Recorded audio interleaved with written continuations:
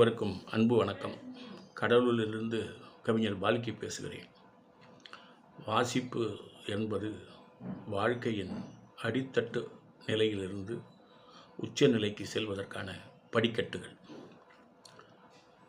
பலதரப்பட்ட புத்தகங்களை வாசித்து தன்னுடைய அறிவாளுமையை காட்டுகின்ற உலகத்தில் சமூகத்தை நேசிக்கின்ற பல புத்தகங்களை அறிமுகம் செய்வதில் நமக்கு ஒரு சிறப்பு கவனம் இருக்க வேண்டும். அந்த வகையில் ஒரு கவிஞன் சொன்னது போல, என்னிடமிருந்து வருகின்ற வார்த்தைகள் வரம் பெற்றவை அல்ல.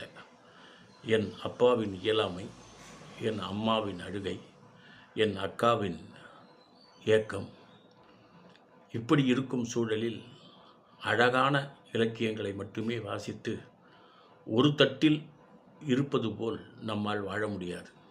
பெரும்பகுதி மக்களின் வாழ்க்கை நிலையை பேசுகின்ற கவிதைகளை நேசிக்கின்றவன் என்ற முகையில் என்ன சொல்கிறாய் சுடரே என்கின்ற ஒரு அற்புதமான சிறுகதை தொகுப்பினை சிறுகதை உலகில் தனக்கென ஒரு முத்திரையை பதித்து வருகின்ற எஸ். ராமகிருஷ்ணன் அவர்கள் வெளியிட்டிருக்கிறார். ஆவரேஜ் மேரேஜ் ஏஜ் 38 மாறிவிட்டதே என்று நிஜங்கள் கவலையில் ஆழ்ந்திருக்கின்ற போது 2018 எனக்கு 34 வயதாகிறது என்கின்ற ஒரு சிறுகதையை எழுதி அதில் குடும்ப கதாபாத்திரங்கள் தனக்கு எதிராக திருமணம் ஆகாத சூழலில் ஒரு முதிர்கன்னி எப்படி வாழ்கிறாள் என்பதை அற்புதமாக கொண்டு வந்து கொடுத்த பெருமை எஸ்ரா அவர்களுக்கு உண்டு. இதிகாச இலக்கியமான மகாபாரதத்தில் பலதரப்பட்ட கதாபாத்திரங்களை படித்து ஆன்மீக உலகில் பிரவேசிக்கின்ற பலருக்கு மத்தியிலே திரௌபதியும் பாஞ்சாலி ஆகிய திரௌபதியும் எப்படி கவலையோடு பெண்ணாக வாழ்ந்திருக்கிறாள், அவள் மன அழுத்தத்தை பதிவு செய்யக்கூடிய கதையாக அற்புதமாக கொண்டு வந்திருக்கக்கூடிய எஸ். ராமகிருஷ்ணன் என்ன சொல்கிறாய் சுடரே என்ற அந்த புத்தகத்தில் 5 நிழல்கள் என்ற ஒரு சின்ன சிறுகதையில் கொண்டு வர, பயணம் செய்யும் நிழலுக்கு அந்த பயணம் செய்யும் இடத்திற்கு ஏற்ப நிழல் மாறுகின்ற தன்மையை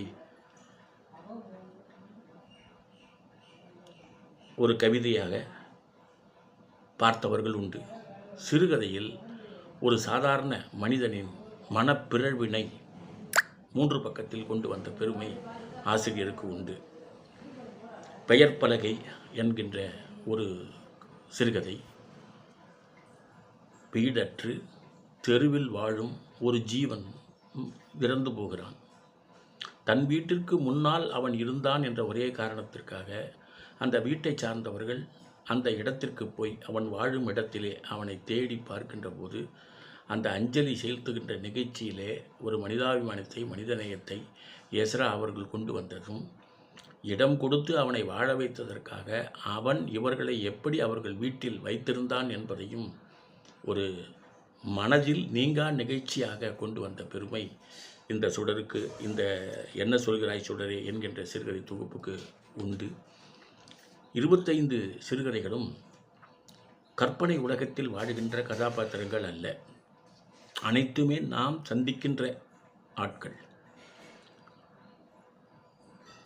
கடவுளின் கைகள் என்ற ஒரு சிறுகதை மூலம் பகுத்தறிவுவாதி ஆன்மீக உலகில் இருப்பவன் அதை எப்படி இரு கோணத்தில் பார்க்கிறான் என்பதையும், புதுமை பித்தனின் கடிகாரம் என்ற கதையின் மூலம் எழுதுகிறவன் இப்படித்தான் எதையாவது போட்டு குழப்பிக் கொண்டிருக்க வேண்டியது, அலை இருந்தால்தானே கடல் என்று எங்கோ தொலைவில் ரேடியோ யுத்த செய்திகளை ஒளிபரப்பிக் கொண்டிருக்கக்கூடிய சூழலில் அதை வீட்டில் அதை எப்படி பார்க்கிறார்கள் என்று நம்மை சிந்திக்க செய்த ஒரு கதையாக எஸ். ராமகிருஷ்ணன் அவர்கள் கொண்டு வந்திருக்கிறார்.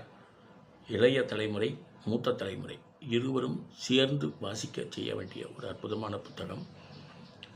இந்த புத்தகத்தின் மூலம் நாம் கற்பனை உலகில் வாழ மாட்டோம், நிஜ உலகில் புறக்கணிக்கப்பட்டவர்களை நேசிக்கச் செய்வோம். அதுதான் இந்த வாசிப்புக்கு கிடைத்த வெற்றி. நன்றி, வணக்கம்.